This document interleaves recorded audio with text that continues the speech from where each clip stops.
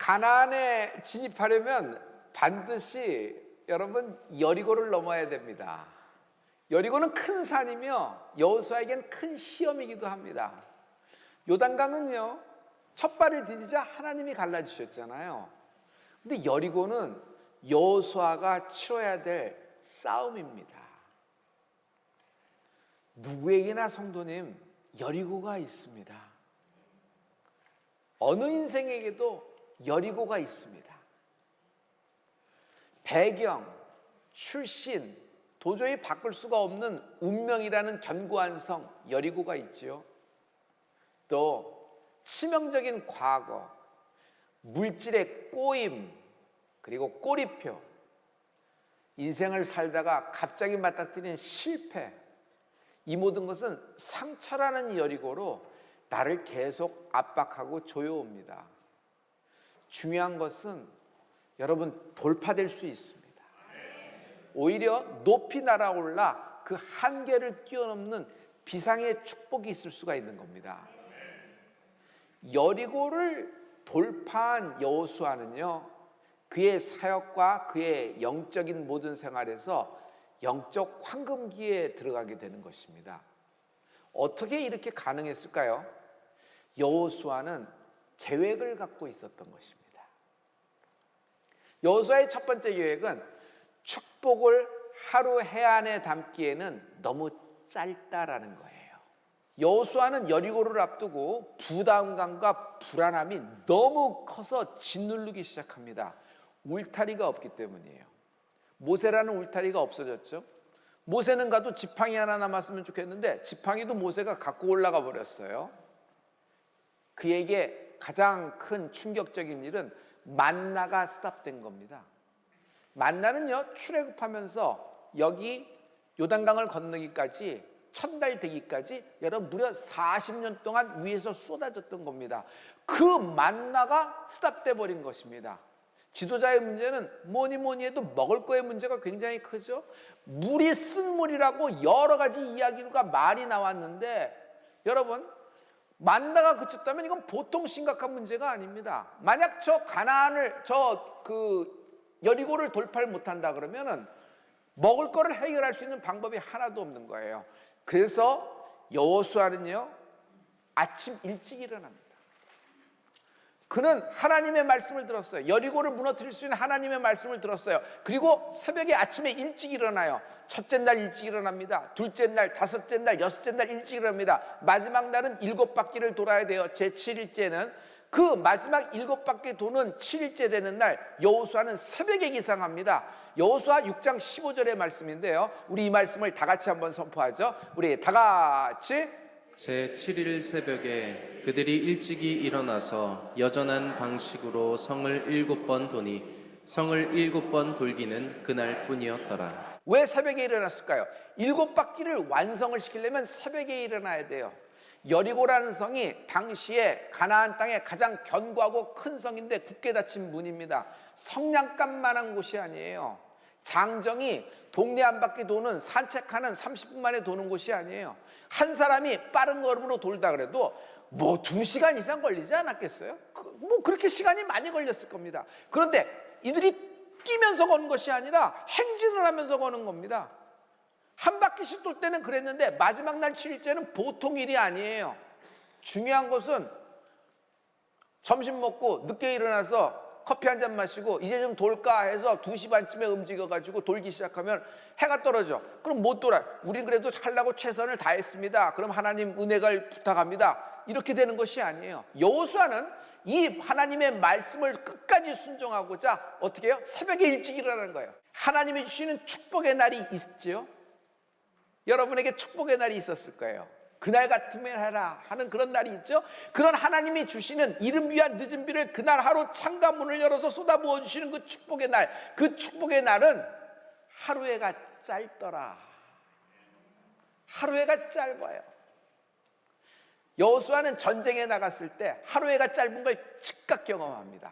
그건 뭐냐면 하나님이 원수를 여호수아 손에 붙였어요. 전쟁을 했는데 승기를 잡는 거예요. 하는 족족 이기는 겁니다. 드디어 저 원수들의 뿌리채 뽑아서 근본을 자르려고 합니다. 어차피 잔뿌리를 남겨놓으면 또 공격해 올 것이 뻔하기 때문에.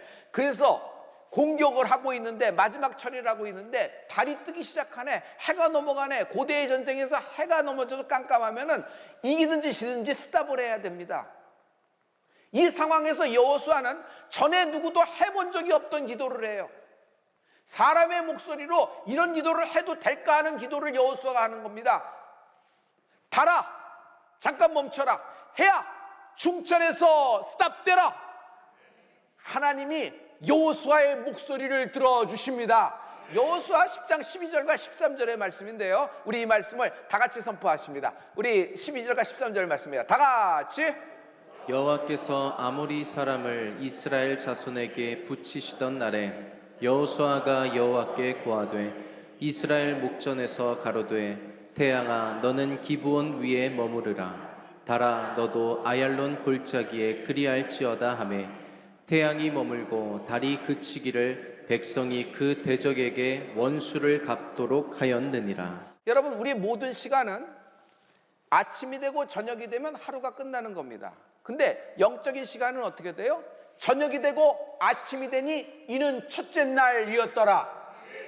할렐루야, 할렐루야. 그러니까 영적인 시간은 언제나 여러분 어두움으로 시작하는 것 같고 굉장히 힘든 순간이고 폭풍 중에 있는 것 같아도 반드시 소망으로 끝나게 되어 있어요. 예수 믿는 사람은 끝이 좋아지는 은혜가 있다 그랬죠. 최후 승리가 우리의 것입니다. 할렐루야. 그러므로 여호수아는 하나님의 축복의 날을 알아요. 하나님의 때가 임했을 때는 여러분의 인생에 하루에 24시간, 하루에가 너무 짧아요. 하나님의 축복을 담기에는. 하나님의 축복이 하늘에서 창가문을 열어서 이른 비와 늦은 비를 쏟아주는데 마치 자기가 감독이 되어서 이쯤 됐다 해서 자기가 컷하는 거예요. 잘라버리는 거예요. 왜? 해가 지니까. 그러나 여러분, 하나님이 주실 때는 우리가 누르고 흔들어 넘치도록 주시는 분이란 말이에요. 할렐루야. 그래서 그 축복의 때를 잡았으면 이 축복의 때를 붙잡고 늘어지는 은혜가 있을지어다. 할렐루야. 그러므로 하나님의 기적은 새벽 기도자에게 임해요. 새벽에 일어나는 새가 먹이를 좋은 것을 많이 먹죠. 중간에 늦게 일어나는 새는 새벽에 일어나는 새들이 남긴 먹이를 쪼아 먹는 것입니다. 마찬가지예요. 새벽에 일어나는 사람, 영적인 기회를 먼저 잡게 된다. 그 먼저 잡는 기회가 있어요. 나머지 사람들은 먼저 잡은 사람들이 놓아버린 기회를 그 다음에 거둬들이는 것이에요. 여호수아는 하늘문이 열린 날, 하나님의 축복이 임한 날, 하나님의 때가 자기에게 임한 날, 그 때가 여호수아의 손에 딱 붙은 날의 비밀을 알았던 것이에요. 여러분, 제가 그 하루를 얘기해 볼게요. 출애굽 당일날 생각해 보세요. 당시에 출애굽했던 모든 남자의 장정 숫자만 60만 3,550명이라고 성경에 적혀 있는데, 여러분, 그 중에서 장자만 몇 명이었을까? 바로 그날 밤까지 장자들이 다 죽어 넘어져 가는 겁니다. 여기서 비명 저기서 비명 막 드리는 거예요. 죽음의 신이 막 그냥 돌아다니는 거죠. 그들이 느낀 건 뭐예요? 비록 문설주에 양의 피를 발랐어도 우리는 어떻게 될까? 우리는 어떻게 될까? 근데 해가 떠오기 시작하자 새벽이 되자 그냥 뛰쳐나오지 않았을까요? 출애굽한댄다, 바로가 나간댄다, 바로가 두 손을 들었다고 하더라, 나가자 할 때 나갔을 때 그냥 엄청나게 뛰어나왔을 거예요. 그때의 기쁨을 생각해 보세요. 또 홍해가 갈라졌을 그 하루를 생각해 보세요. 여러분, 그것이 얼마나 기뻤을까? 얼마나 축복의 날이었을까? 예수님이 부활하신 그 하루를 생각해 보세요. 여러분이 만약 예수님 당시에 부활의 증인이 되었다고 생각하시면, 막달라 마리아나 요한이나 베드로가 됐다고 생각하면, 여러분, 부활의 현장에 있었던 당신은 그 하루가 얼마나 축복의 날이겠어요? 그 하루가 여러분 길어지는 축복이 있을지어다. 그런데 그 축복을 하루 해에 담기에는 너무 짧아요. 그 축복의 날은 설렘입니다. 영적인 설렘이에요. 너무너무 기다려지는 거예요. 달 뜨는 거예요. 아, 오늘 출애굽이 있는 날이다. 오늘 예수님이 부활하신 날이다. 오늘 내 앞에 있는 상처라는 여리고, 운명이라는 여리고가 무너지는 7번째 날이 되는 날이다. 여러분, 이런 기쁨이 있잖아요. 그래서 새벽에 일찍 일어나는 것이에요. 성도 여러분, 광야 다니는 동안 40년 동안 만나가 내렸어요. 매일 이런 기적이 어디 있을까? 40년 동안 매일매일 기적이 일어났던 것이에요. 그러나 그 만나는 저녁에는 거둬들일 수가 없어요. 데일리 브레드, 일용할 양식이에요. 하루치를 갖고 와야 되는 것이에요. 여호수아는 계획을 갖고 있었다 그랬죠? 두 번째 그의 계획입니다. 그는 치명적인 약점을 강점으로 바꿔버리는 겁니다. 여호수아는 이스라엘 민족의 어떤 갖고 있는 캐릭터를 잘 알았어요. 모세 옆에서 시종을 하면서. 이스라엘은 아무리 승승장구 이겨도 한 번 지면 무너진다. 그러면 불안감이 확 덮치는 거예요. 그들에겐 치명적인 약점이 있어요. 여호수아가 보기엔 뭘까요? 말이에요. 말. 홍해가 갈라지는 기적. 출애굽할 때 그 문설주의 피로 모든 것이 죽음의 신이 넘어가는 기적, 그리고 하나님의 그 아말렉을 진멸시키는 그런 기적들을 많이 봤어도 자기들의 말 때문에 결국은 자기와 함께 출애굽한 모든 사람들은 광야에서 끝나버린 겁니다. 자기 친구들, 자기 선배, 자기 동료들 다 광야에서 죽어 넘어졌어요. 왜 그래요? 말 때문에 그렇게 된 것이에요. 쓰대. 물이 없는데 있는 물이라고 쓰대. 이 물 먹으면 죽을 거 아니야.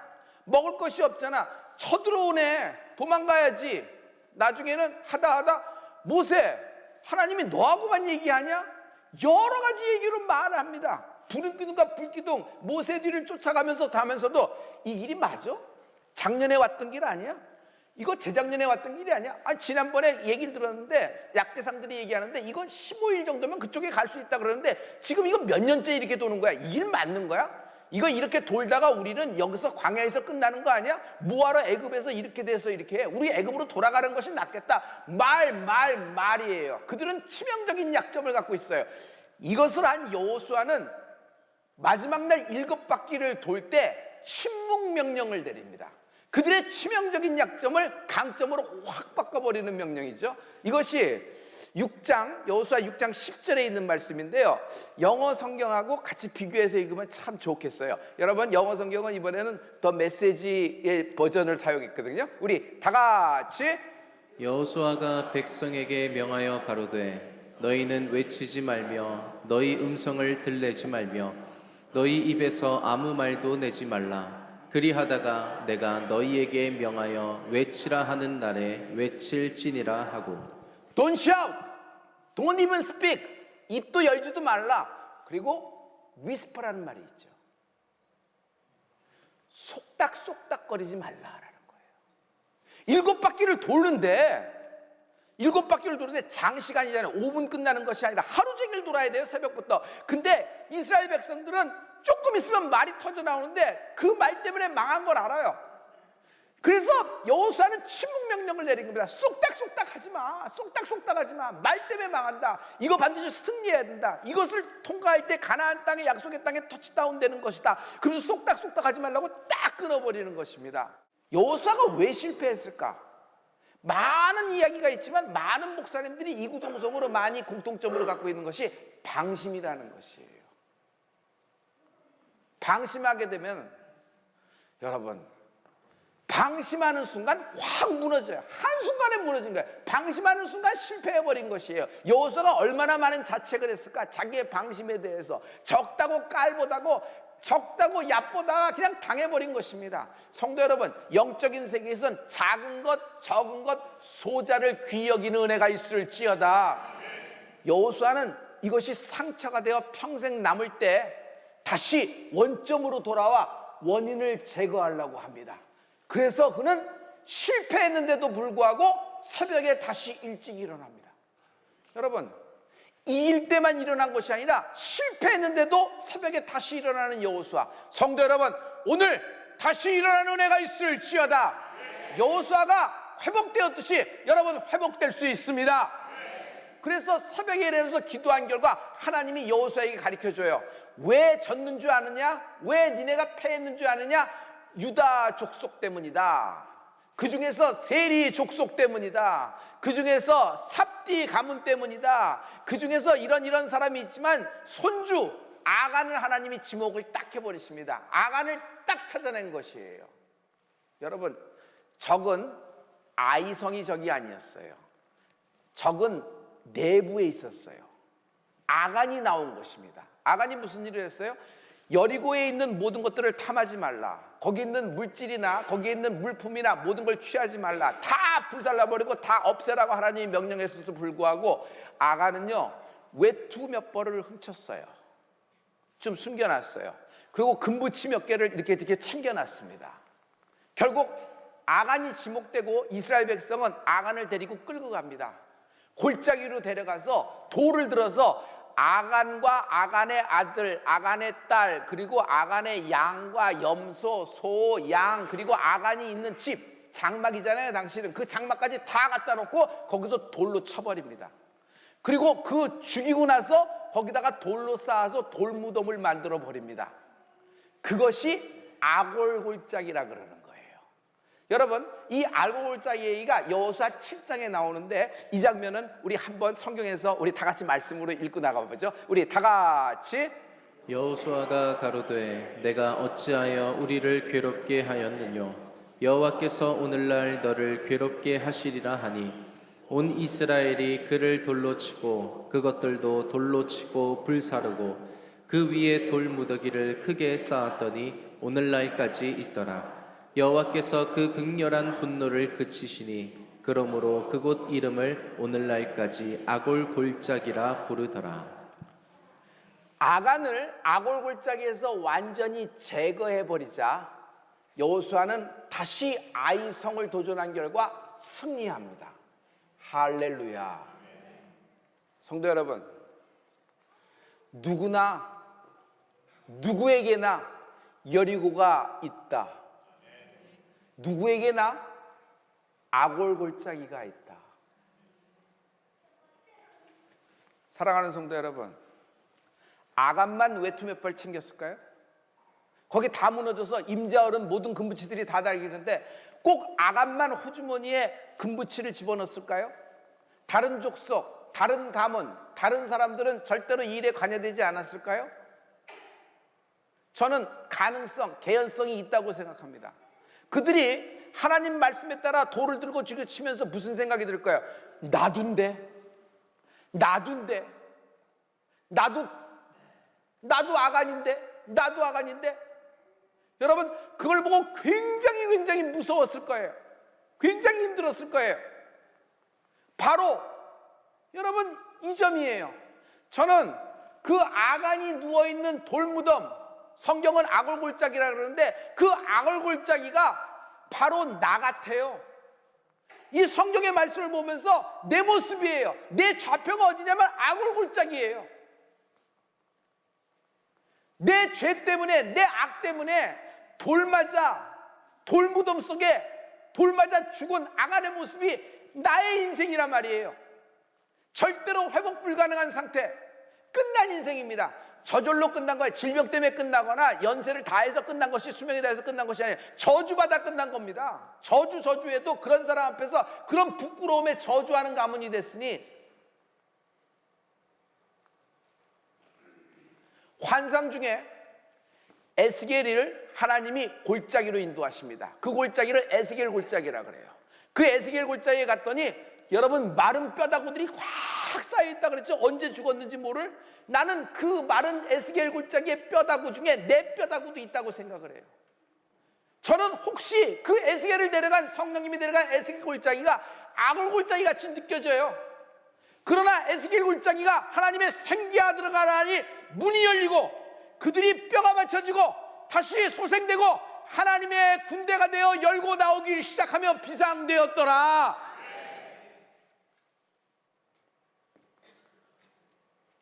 율법은 아간을 아골골짜기에서 죽여버리는 겁니다. 죄를 밝혀내는 겁니다. 그러나 복음은, 예수님은 아골골짜기 돌무덤에 아간인 나를 방문하십니다. 성도 여러분, 예수님은 날 포기 안 하십니다.